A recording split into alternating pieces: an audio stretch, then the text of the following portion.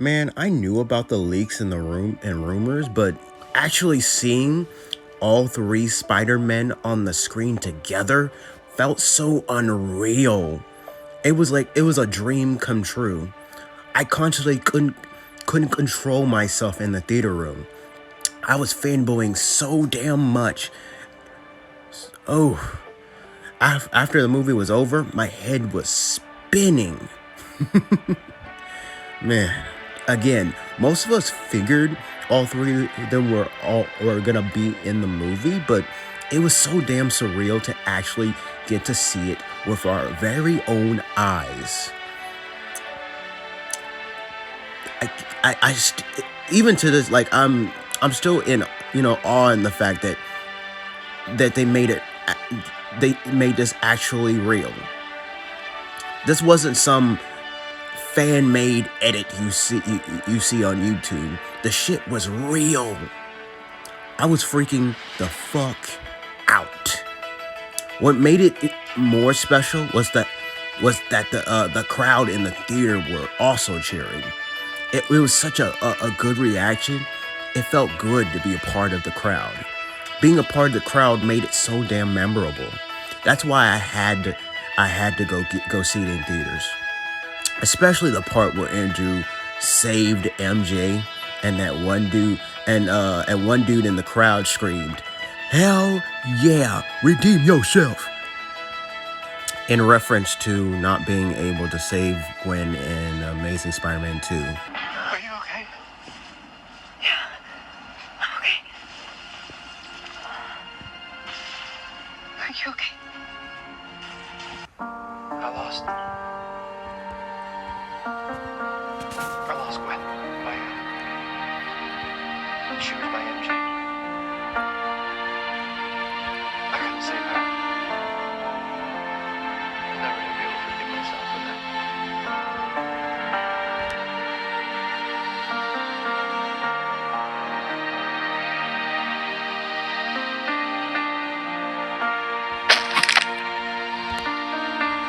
Man, I was really emotional during that part in the movie. From the fight scene between Doc Ock and Tom Holland's Spider-Man to this fight, to his fight against Doctor Strange, to every moment the three Spider-Men shared together, it's honestly hard to pick a favorite moment from this movie for me, because there's just so many to pick. It's been a while since I felt what I felt like that night. That's why each time I do rewatch it, it's not as special as watching it for the first time, though. Though I still love watching it regardless. Not gonna lie, these past three films have made me sort of attached to his best friend Ned Leeds and his girlfriend MJ. Granted, their attraction towards each other kind of came out of a left field in the previous film, but here I totally buy the relationship. Definite chemistry. As I mentioned in my Captain America Civil War review like a couple years back, I instantly became a fan of Tom Holland's Spider-Man. In just a couple of scenes in one movie, Holland managed to surpass Tobey Maguire, at least in my eyes. Sure, this was definitely the youngest version of Spidey we have ever had on the big screen, but he made up for that by capturing most of the key elements that make Spider-Man such a beloved character. I enjoyed both The Homecoming and Far From Home, but No Way Home felt like felt the most like a Spider-Man movie out of the three movies in the Home trilogy. The first two felt like Spider-Man on training wheels, but this one actually felt like the older Sam Raimi and Mark Webb films, where he struggles and goes on, even if he has to do it alone. It felt more like he's Spider-Man now, and not Spider Boy or Iron Man Jr. He's finally his own hero, and and he had the previous 2 Spider-Men to help him get there. That's part of the reason why I don't really rank the last 2 films as high as the first 2 Sam Raimi Spider-Man films or the Mark Webb films. With that said, looking back at the previous MCU Spider-Man films, I've always felt that was that was the intention. That's why it didn't bother me much with this version of Spider-Man getting the type of support he's had from other MCU characters. In fact, others have gone on to even say that you can look at the entire trilogy as as an origin for Tom Holland's Spider-Man. Seeing him at his youngest compared to the other men constantly wearing Stark technology suits, as well as sort of like training wheels, having older heroes like Iron Man as mentor figures, and having the other 2 Spider-Men help take that final step into adulthood, and by the end of the trilogy, transforming himself from boy to man, specifically Spider-Man. That's why I love what they did with him at the end. Now we're at the point where he's becoming the Spider-Man we're more familiar with, and that new suit of his, as well as the apartment he's in, is symbolic of that. By the way, I love how vibrant looking the suit is, and it's straight from the comics. The best part about it is that it's 100% his suit and not another Tony Stark suit. Kind of the MCU version of Smallville. When you think about it, he's put on his own suit now. It's completely normal. So he's basically starting from scratch. I consider this to be a soft reboot for the character. While Tom Holland may not be my favorite Spider-Man actor, I still think he has the potential to be the best Spider-Man once we see him reprise his role in future films as an older, stronger, and wiser crime fighter that we know that he'll become. No Way Home grossed over $1.9 billion worldwide, surpassing its predecessor as the highest-grossing film released by Sony Pictures. It's become the highest-grossing film of 2021, the sixth highest-grossing film of all time, the highest-grossing Spider-Man film, and set several other box office records, including those for films released during the COVID-19 pandemic. The film received numerous awards and nominations, including a nomination for Best Visual Effects at the Academy Awards. So, I'm really intrigued to see all the behind-the-scenes stuff and seeing how they managed to put this movie together, as well as just seeing the 3 Spider-Men together and all the bloopers they probably had while working, because I'm sure there's a lot. So I'll definitely be getting the Blu-ray edition soon. I honestly don't know why I haven't got it already, but it's gonna happen. Trust me. So far, I've seen this movie in theaters 3 times. The 3rd time was actually on my birthday, and I'm about to go see it at the AMC theater a final time tomorrow. Well, at least the more fun stuff version, anyways. Yeah. Apparently, it's an extended cut of the film featuring 13 minutes of additional and deleted scenes that weren't even included in the Blu-ray edition. And yes, that does mean we'll get more screen time of the 3 Spider-Men together.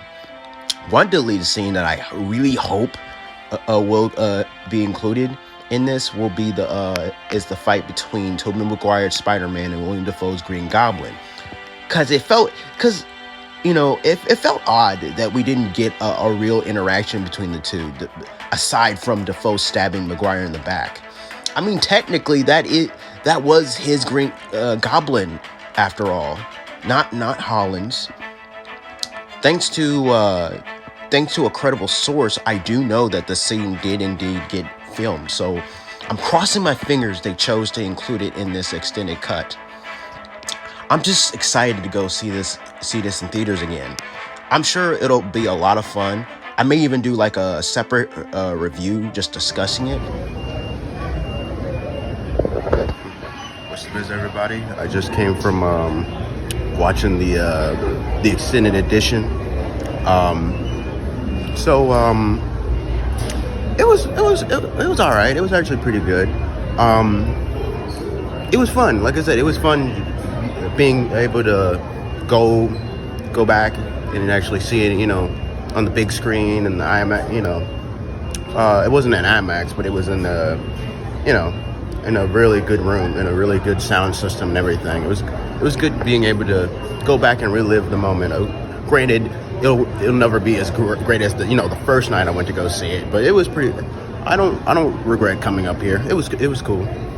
Seeing those those extra scenes, some of which were pretty much most of them were just for laughs. Really, most of what we got were like we got more scenes of him at school, him doing with school, with the school and stuff like that. We even got, like I said, as average, we also got some more scenes of, believe it or not, we actually got more scenes. It wasn't too significant, but we did get a little bit more time of three Spider-Man interacting with each other. But and yes, there is like an end credit scene. There is an end credit scene. It's nothing too big, really, but yeah, I'd still say if you love the movie and you love going to the theater experiencing that, then I'd suggest go ahead and go see it again. Definitely. But with that said, that's it. I just want to give you guys my thoughts on the more fun stuff version, and that's it. Let's get back to the review, to the video. Also, one more thing. I just got home. One more thing. Unfortunately, there was not they did not include the Tobey Maguire, Peter Parker versus Green Goblin fight as I had hoped. I feel like that's going to be lost in the archive somewhere. I don't know. Now that I think about it, maybe that would have altered the story a little bit, altered things slightly a bit. I don't think so. I don't think it would have changed that much in the story, but it would have been cool to see regardless, But yeah. But aside from that, like I said, I still enjoyed the extended cut. Just wanted to point that out.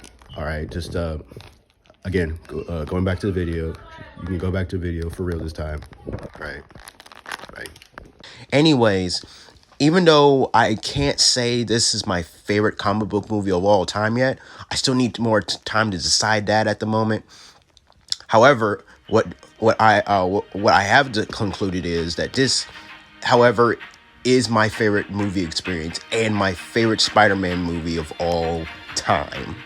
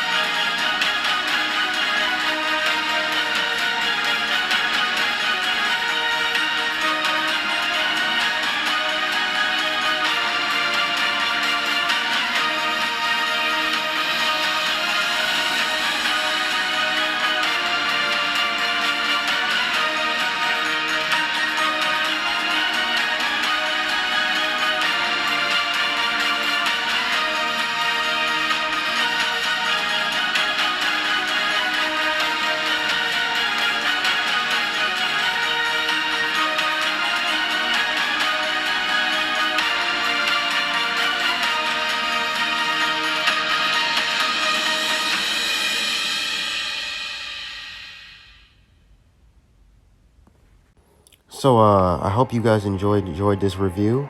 I definitely had a lot of fun putting this together.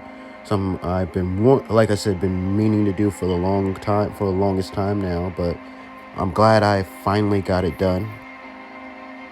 Happy 60th anniversary, Spider-Man. I have mad respect for Superman, and Batman might be the coolest superhero, but as far as I'm concerned, Spider-Man, you'll always be number one, regardless of whichever actor they decide to portray you. You'll always be number one. My favorite superhero of all time. Now, if you enjoy this review, be sure to hit that like button. It really does help out the channel a lot. Hit that subscribe button if you want to see more videos like these, and most importantly, hit that notification bell if you want to be notified for whenever I do post these stuff. With that said, stay beast, true believers.